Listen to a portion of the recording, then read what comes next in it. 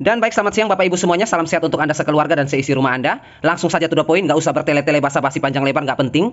Saya akan menjawab pertanyaan dari rekan kita yang sangat menarik. Pertanyaannya sederhana seperti ini. Pak, saya sering bikin kompos dari daun, dari sayur-sayuran, dari batang ranting pohon, buah-buahan, kulit buah, dan lain sebagainya. Tumbuh-tumbuhan, intinya seperti itu.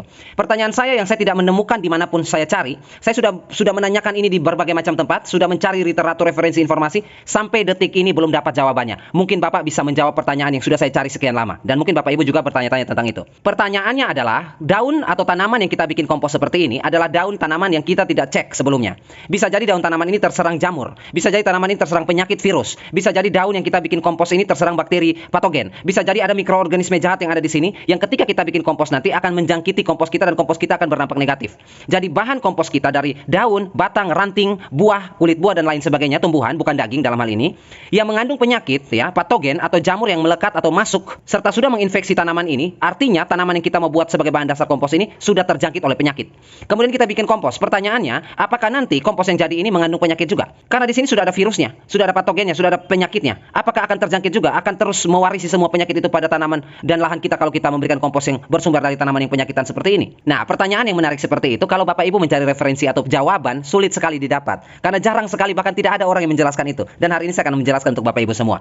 Nah, ini adalah tempat pembuatan kompos saya, di mana tempat ini seperti gudang, gelap, pengap, ya, seperti ini. Ini saya nyalakan lampu HP. Kalau kondisinya di luar seperti ini, jam 12 siang, terangnya di situ. Nah, ini gudang untuk penyimpanan barang-barang yang tidak terpakai. Kemudian di sini ada satu ruangan khusus yang gelap. Di sini saya meletakkan kompos-kompos saya, karena kompos ini saya buatkan terbuka. Karena kalau saya buat kompos dengan cara terbuka seperti ini, prosesnya lebih cepat, jauh lebih cepat daripada kompos tertutup. Oke, kita kembali pada permasalahan ya. Ini informasi dasar saja. Kompos yang bahan dasarnya adalah daun-daun, buah, ya, ranting, akar yang sudah terjangkit oleh virus, jamur, bakteri, protozoa, dan lain sebagainya, mikroorganisme jahat yang sudah ada dalam sini. Begitu kita buat kompos, maka mereka tetap ada. Itu jawabannya. Mereka tetap ada di sini. Seperti itu ya. Mereka tetap, bukan berarti kita bikin kompos jadi mereka lari. Oh, kita mau dibuat kompos, kabur, lari. Nah, enggak juga. Mereka tetap ada di sini. Seperti itu. Jadi sekarang ini kompos misalnya ya, kemarin kita bikin kompos dari daun cabai, ranting cabai, daun cabai, akar cabai ya, tanaman cabai yang sudah tua, yang sudah tidak produktif, daripada kita buang, kita bikin kompos, ya. Kemudian tanaman cabai yang kerdil, tanaman cabai yang sakit, kita kasih pestisida, tidak sembuh-sembuh juga, kita pangkas saja, cabut saja, lalu kita bikin kompos. Itu lebih baik. Jadi kalau kompos cabai ini jadi, kita berikan kepada tanaman cabai kita, jos. Kenapa lebih jos daripada kompos yang lain? Karena isinya cabai. Ya, isinya adalah tanaman cabai. Apa yang dibutuhkan oleh cabai? Yang dimiliki oleh cabai itu sendiri. Tidak mungkin yang kita mau kasih ke cabai kita ambil dari kompos yang dibuat dari apel, kompos yang dibuat dari daun nangka, kompos yang dibuat dari sayur bayam, kompos yang dibuat dari sayur kangkung. Ya, nggak nyambung. Walaupun ada unsur-unsur yang diperlukan, tetapi lebih nyambung kalau cabai yang mau kita berikan pupuk kompos adalah kompos yang bersumber dari cabai itu sendiri. Ya, jadi apa yang dibutuhkan ada di situ semua. Nah, otomatis cabai yang ini sudah terjangkit virus, sudah terjangkit jamur, patogen, ya, penyakit. Kalau kita buat kompos dari bahan-bahan ini, tentu saja virus penyakitnya tetap ada di sini. Tetapi perlu Bapak Ibu catat, virus, patogen atau penyakit yang menyerang pada tanaman, tanaman itulah inangnya. Saya kasih contoh ya. Misalnya di sini ambil pucuknya aja. Nah, ini ada cabai yang sudah terserang penyakit fusarium, ya, jamur. Otomatis jamur fusarium ini masuk dalam selnya, ya. Seperti ini. Nah, ini ada daging batangnya.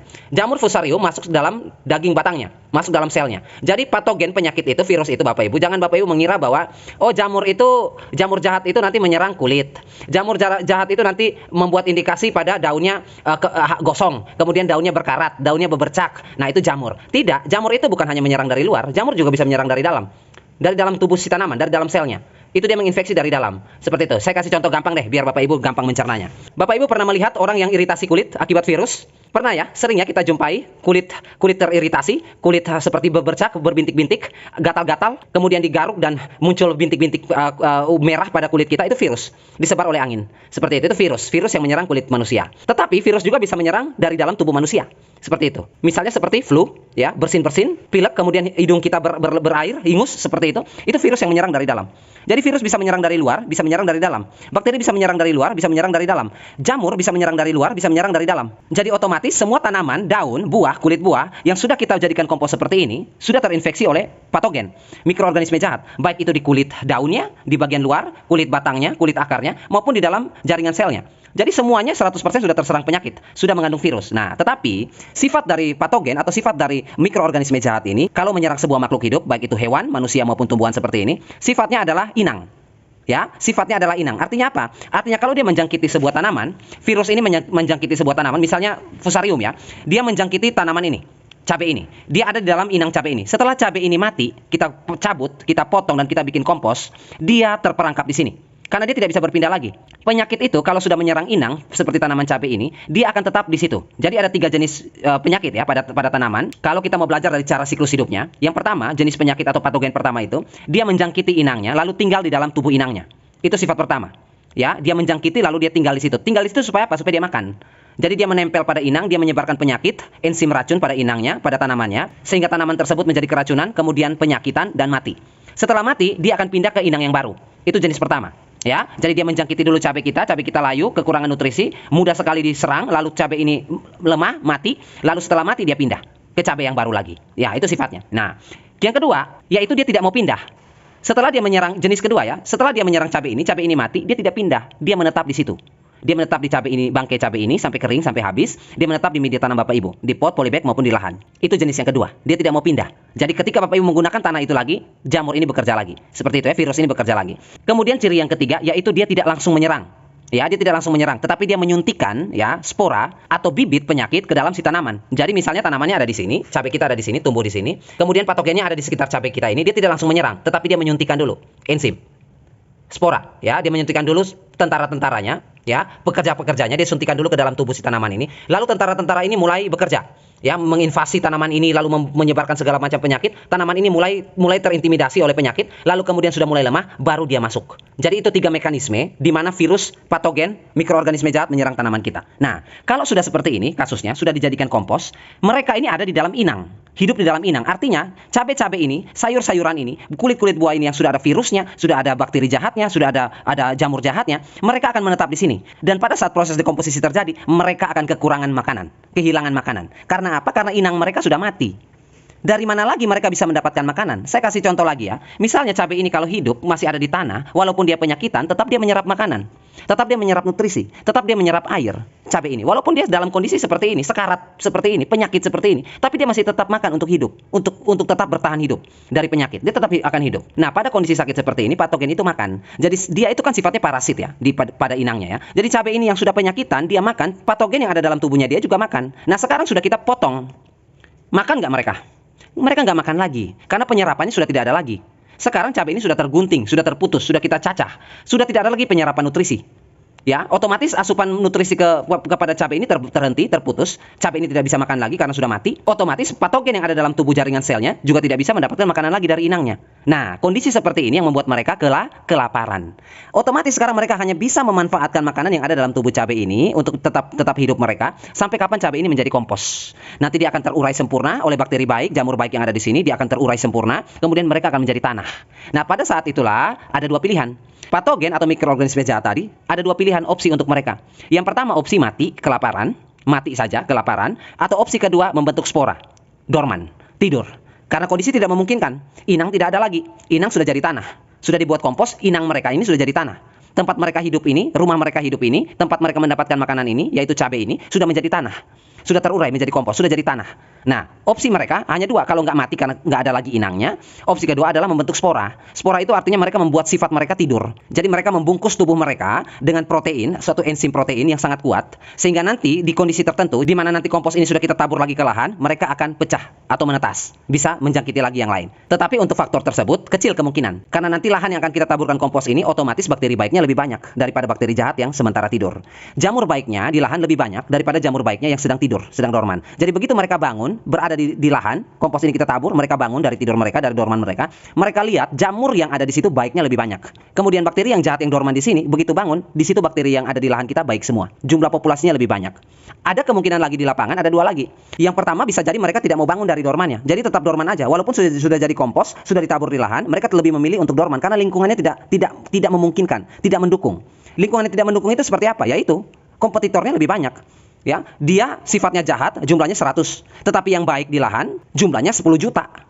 Jamur baik 10 juta, bakteri baik 10 juta. Ya, dia lebih pilih tidur. Daripada mereka bangun dari dormannya, mereka akan berhadapan dengan 10 juta tentara baik. Mereka lebih memilih tidur. Itu yang pertama. Yang kedua, opsi yang kedua, kalaupun dengan kondisi yang tidak memungkinkan menguntungkan seperti itu, patogen ini tetap bangun dari tidurnya dan mau melancarkan aksinya lagi, maka kemungkinan kedua adalah akan dimakan oleh bakteri baik.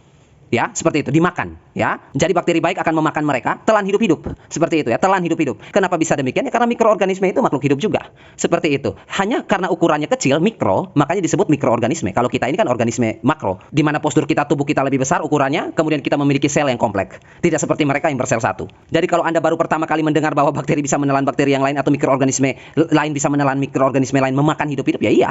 Karena mereka juga organisme, mereka juga makhluk. Makan-memakan, ada mangsa dan ada predator juga ada. Jangan Bapak Ibu lihat saja rusa diterkam oleh singa, di dalam mikroorganisme pun ada rusa dan singanya juga, saling terkam-menerkam juga. Seperti itu ya. Cuma kita tidak bisa melihat karena mereka mikro. Nah, jadi untuk pertanyaan dari rekan kita yang menanyakan tentang apakah tumbuhan atau daun atau sayuran atau kulit buah atau buahan busuk yang kita bikin kompos yang terinfeksi oleh penyakit, apakah nanti komposnya jadi tetap membawa penyakit itu? Jawabannya adalah penyakitnya hilang, tetapi si pembawa penyakit tetap ada. Ya, penyakitnya hilang, tetapi si pembawa penyakit tetap ada. Tetapi nanti mereka mau berkembang biak lagi agak susah. Karena di sini bisa jadi mereka dimakan juga nanti di sini. Ya, proses di lahan tadi yang saya jelaskan itu faktor luar biasa kalau misalnya mereka lolos dari sini. Itu tahapan berikutnya. Nah, kalau di tahapan pertama ini, pengomposan ini, bakteri baik tentu lebih banyak. Jamur baik tentu lebih banyak. Ditandai dari apa? Ditandai dari bahan organik kita melapuk atau membusuk. Kalau tidak ada bakteri baiknya di sini, tidak akan terjadi pembusukan. Tidak akan terjadi. Jadi kalau sampah organik Bapak Ibu terjadi pembusukan, berarti itu ada bakteri baiknya. Karena tugas mereka adalah penguraian. Ya, sedangkan tugas dari patogen atau yang jahat cenderung tidak bekerja pada pembusukan atau penguraian. Mereka lebih cenderung nempel aja, numpang hidup aja sebagai parasit dan menjangkiti inangnya. Itu sifat mereka. Kalau tugas untuk membuat busuk-busuk begini bukan tugas mereka. Tugas mereka menjangkiti. Dan hidupnya bukan dari pembusukan seperti ini, hidupnya juga dari nempel. Tanamannya makan apa, dia makan itu juga. Jadi kalau proses dekomposisi terjadi, ini sudah terurai pelapukan, pembusukan dan akan menjadi kompos, berarti sudah dapat kita ambil kesimpulan bahwa di sini bakteri baiknya lebih banyak, mikroorganismenya lebih banyak dan ada kemungkinan yang jahat seperti patogen itu diterkam atau dimakan bulat-bulat. Nah, jadi terlepas dari semua itu, tetap aja buat kompos. Nggak usah pikirkan, ini bahan organik yang saya berikan ini mengandung virus, mengandung penyakit, mengandung patogen, mengandung hal-hal negatif, nggak usah dipikirkan. Buat saja komposnya. Yang penting komposnya jadi, matang sempurna, siap Bapak Ibu gunakan. Karena bisa jadi, mereka sudah diterkam habis juga di sini. Kalaupun lolos, sampai di lahan, mereka juga akan diterkam lagi. Jadi saya rasa itu sudah cukup jelas untuk pertanyaan yang ditanyakan. Semoga ini dapat membantu dan menambah referensi untuk Anda semuanya. Di sini saya tidak mengajari atau menggurui, karena saya bukan dosen dan Bapak Ibu bukan mahasiswa saya. Tetapi di dalam channel Sisi Lain Tumbuhan ini kita sharing, belajar bersama, membuka wawasan. Saya tidak tahu, Bapak Ibu bisa kasih tahu, Bapak Ibu tidak tahu, saya bisa kasih tahu. Saling tukar pikiran aja. Jadi jangan pernah Bapak Ibu berpikiran bahwa saya guru dan Bapak Ibu murid, kemudian saya dosen dan Bapak Ibu semua adalah mahasiswa saya. Tidak, karena saya banyak belajar juga dari Bapak Ibu semua. Nah, sampai di sini dulu perjumpaan kita. Terima kasih sudah meluangkan waktu untuk kita belajar bersama. Dan akhir kata saya ucapkan, tetap semangat, tetap belajar, tetap berinovasi dan jangan lupa, tetaplah Anda selalu berbagi dan menabur kebaikan.